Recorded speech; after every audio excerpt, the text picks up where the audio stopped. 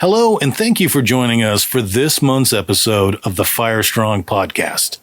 Fire Strong is an official product of the Fire Center of Excellence and Fort Sill's Public Affairs Office.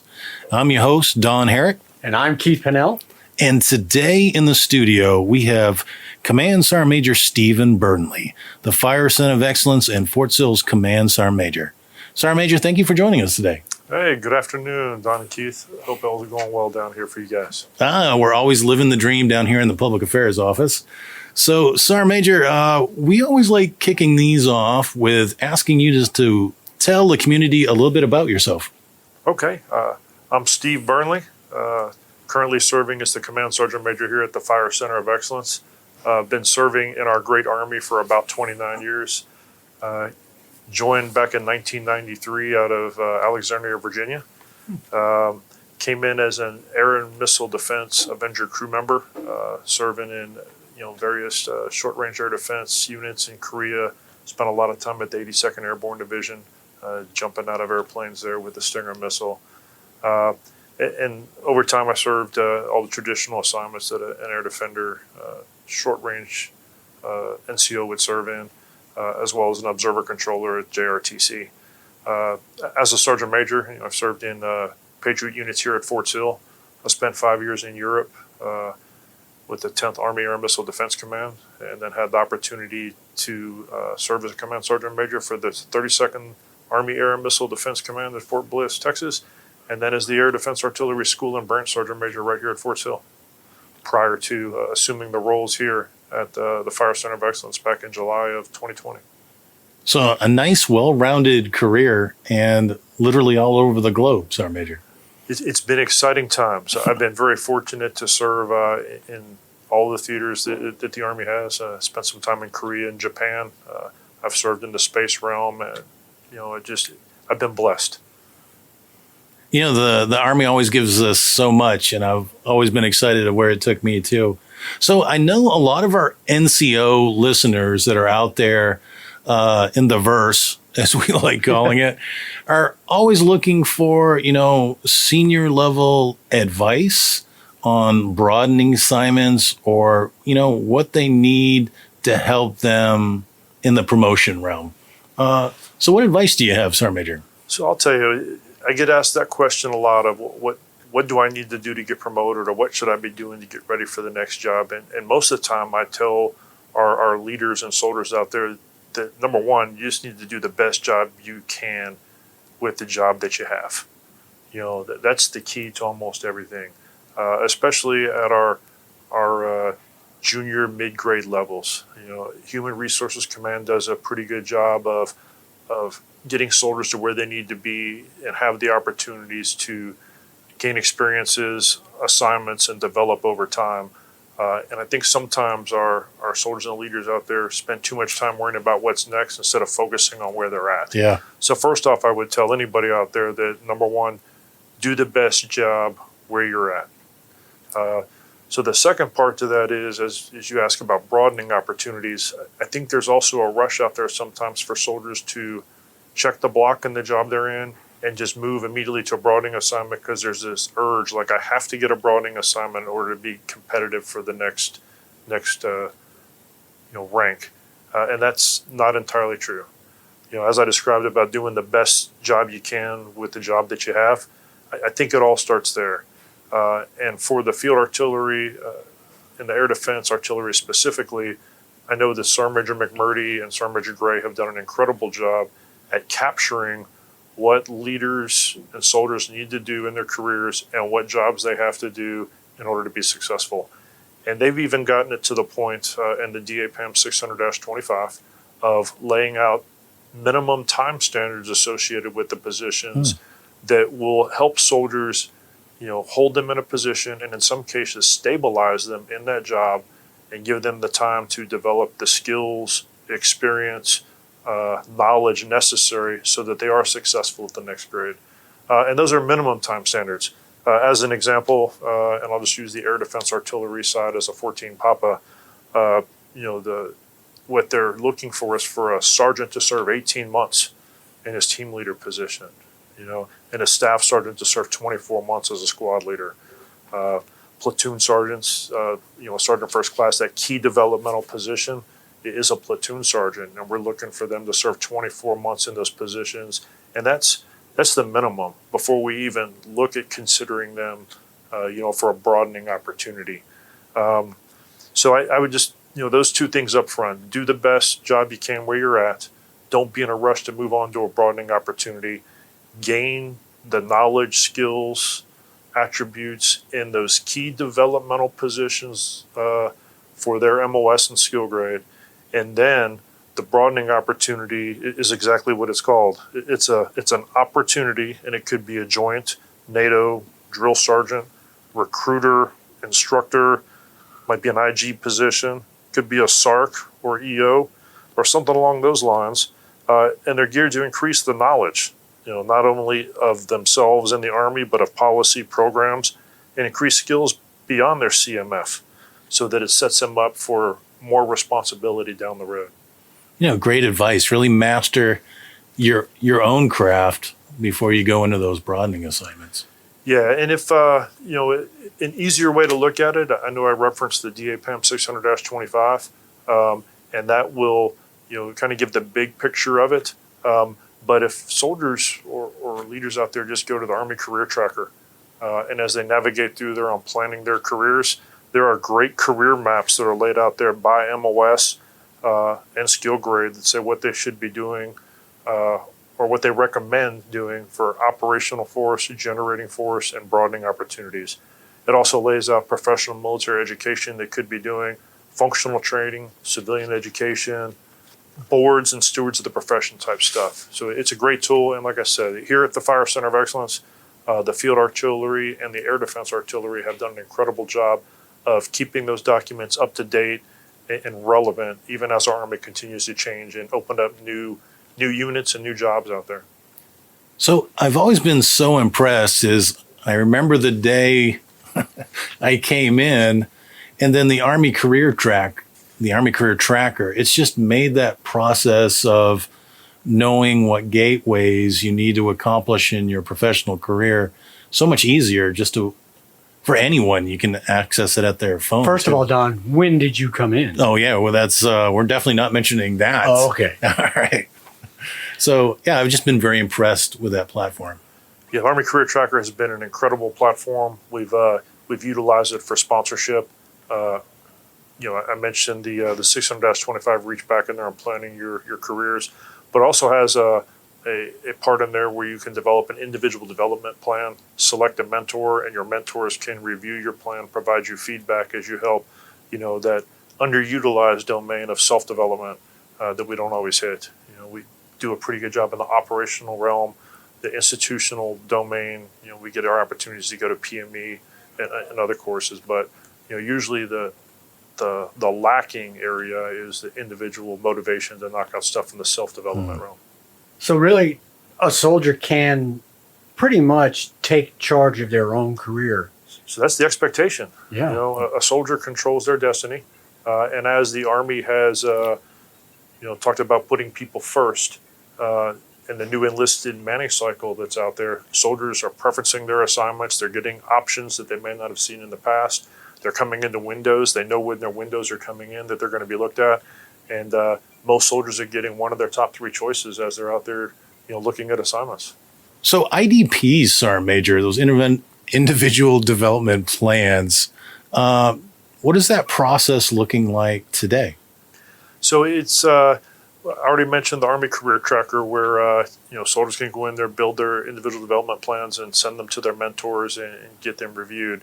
But what we've started to do within the last year across all of the Army is we've brought them into the non-commissioned officer professional development. So for soldiers going through the basic leader course, advanced leader course, or senior leader course, as part of under the umbrella of Project Athena, they go through they take various assessments that provided feedback, and at the conclusion of those courses, they will complete an individual development plan with the goal of working on themselves, up until the next touch point with professional military education. And they should be sharing that with their leaders and the units they return to so that they can help them achieve the goals that they're planning. Additionally, something that we're going to start integrating here at Fort Sill is we do a cadre resiliency program, which is a program designed for our drill sergeants and instructors once they've been on the platform for about a year to help them kind of step off the trail for a couple weeks, focus on themselves, where they're going, and kind of reset themselves. So we're going to start bringing that IDP into that course as a way of maybe having them look at it a little bit differently. Instead of focusing on the technical and tactical aspects of their job, maybe look at how they're developing and what are they working on their holistic health and fitness, their spiritual readiness, their resiliency. So just another component of that is we try and take something that the Army's already doing and implement it in a different way. And that's so important right now too. Just looking at health, fitness, and resiliency in a kind of holistic manner. Yeah, and we're pretty fortunate here at Fort Sill. With our Grand Performance Enhancement Center down there, we've got a lot of those things all up under one roof. We've got the resiliency branch down on the right side of the building there, and down the left side we've got the Army Wellness Center. And in between we've got everything to kind of hit all the components of our holistic health and fitness. So we're pretty fortunate. Do you find that it's somewhat difficult to get a drill sergeant to do that? The drill sergeants have to feel they have to maintain an image. So do you feel it's hard to get them being introspective, if you will? So we've had a lot of positive feedback on the course. A lot of the feedback we get is that while they're on the course, a lot of the focus is on taking civilians and turning them into soldiers, very long hours, 7 days a week. So by having that opportunity between the 10th and 14th month that they're on the trail to step away from that, have an uninterrupted weekend on the front end and a 4-day on the back end, removed from the training schedules, and solely focus on themselves, we're getting a lot of positive feedback. And in some of the programs we have down there and some of the classes that we do, we invite and we encourage family members to participate so they can do things like learn to identify stress, communication exercises, and things like that. So along with career broadening and changing things, the ACFT looks like it's rapidly becoming a reality and will be the program of record soon. Well, it's not rapidly becoming. It is here. That's right. So people need to soldiers need to get ready on that. So what has changed? There's been a lot of change since it was first thought about to now. What has changed and why the delay? Why the changes? Okay, so first off, the ACFT is here to stay. Yes. We've been without an approved test for record for a couple of years. One reason, as we were trying to roll out a new way of doing it, we had some congressionally mandated requirements that we had to meet. We instituted a RAND study to look at what we were trying to do. COVID hit, which put a kind of a spin on some things, but not a whole lot has changed. For our soldiers and our units out there that have been working toward the physical fitness requirements we've had out there, not a whole lot has changed. The biggest change for most folks out there is probably that as we've been practicing the leg tuck as an exercise of record, that has gone away, and they've gone back to a plank exercise instead of the leg tuck. That's the biggest change as it relates to the test itself. So, Sergeant Major, I know soldiers right now are taking a diagnostic ACFT. So when does the requirement for the ACFT being their record physical fitness test kick in? Yeah, so that'll be next April. Actually, correction, that'll be this October. So this April right now is when the diagnostic testing, and what the Army tried to do as they're updating personal policy in a time-phased, deliberate manner, they want to ensure that all soldiers can test and improve their performance.